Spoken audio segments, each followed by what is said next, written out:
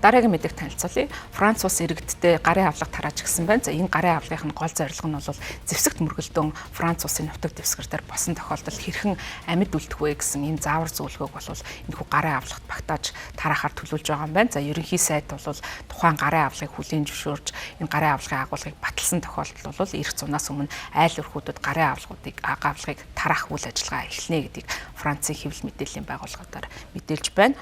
За ерөнхий сайд Франсуа Берогийн хэвлэлийн төлөөлөгч лав гарагт CNN-д ярьцлага өгсөн. За энэ үеэрээ хэрхэн амьд гарах тухай гарын авлагыг бол их чухал. Энэ бол иргэдийг хямралын үед сүрэн төсвөрлөх чадварыг нь хөгжүүлэхэд дэмжих зорилготой ийм үйл ажиллагаа юм. За үүнд бол байгалийн гамшиг, технологийн болон кибер осол, ковид гэх мэт эрүүл мэндийн хямрал, террорист галдлага, зэвсэгт мөргөлдөөн зэрэг аюулгүй байдлын хямралуудын хүрээнд яаж гарах вэ гэдэг энэ асуудлыг бол энэ гарын авлагт тусгасан гэж үзэж байгаа. За энэ гарын авлагыг боловсруулахдаа бол бусад орнуудын жишээг бол авсан байна. За өмнө нь бол Швед, Финлянд улсууд өөрсдийнхөө сая иргэдэд бол яг ийм гарын авлагыг бол тараасан. Тэгэхээр тухайн гарын авлага тохиолдлууд дээр тулгуурлаж шинжилсэн байдлаар Францын төлөвлөгөө гарын авлагыг боловсруулсан байна. За эндээ бол зэвсэгт мөргөлдөөн үүсгэх, харилцаа холбоо, цахилгаан тасрах, за цаг агаар эрс дэс үзэгдэл үүсэх үед бол хэрхэн биелдэх тухай зааварчилгааг бол багтаасан юм байна. За тэгээд энэ шинэ тохиомдол нь бол 2022 онд нэгдсэн Францын засгийн газрын вебсайтад агуулгын хувьд нэлээд төстэй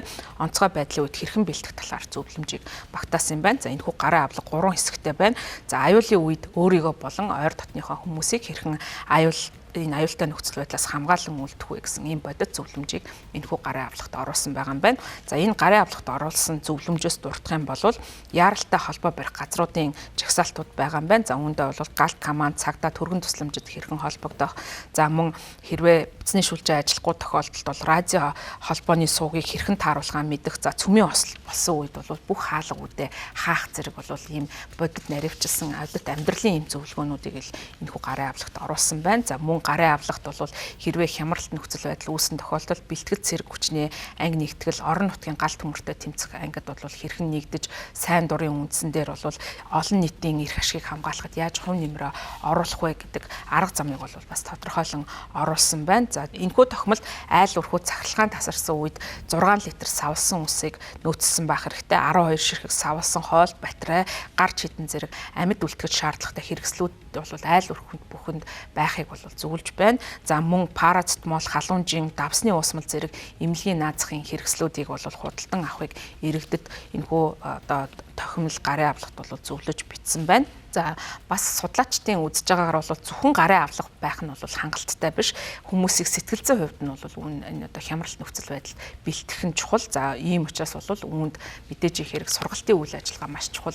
Нийт иргэдийг бол сургалтанд хамруулах хэрэгтэй гэж үзэж байгаа юм байна. За Франц улсын хувьд бол энэ Оросын холбооны улсын Европод үзүүлж байгаа аюулгүй байдлын нөлөөлөлтөй холбоотойгоор бол сүүлийн үед зэвсэг хүчнээ бол нэлээд их анхаарах болсон. За энэ сарын ихээр Франц улсын ерөнхийлөгч Эммануэль Макрон 2030 он гэхэд бол бэлтгэл хүчний тоог 40 мянга байгааг 100 мянга болгож нэмэгдүүлнэ гэж Францын аюулгүй байдлын хүчинд бол ихээхэн том өөрчлөлтийг хийх гэж байгаа гэдгээ мэдгдсэн. За мөн мегмар гарагт Эммануэль Макрон Францын зүүн хэсэгт байрлах цэргийн баазад альчилсан. За энэ үеэрээ эх 7 хоногоос эхлээд цэргийн хүчин чадал, хөрөнгө оруулалт, техник хэрэгслийн талаар ямалт нэмэлт арга хэмжээ хэрэгжүүлэх гэж байгаа гэсэн энэ мэдээллүүдэд олон нийтэд танилцуулгаар төлөвлөж байгаа юм байна.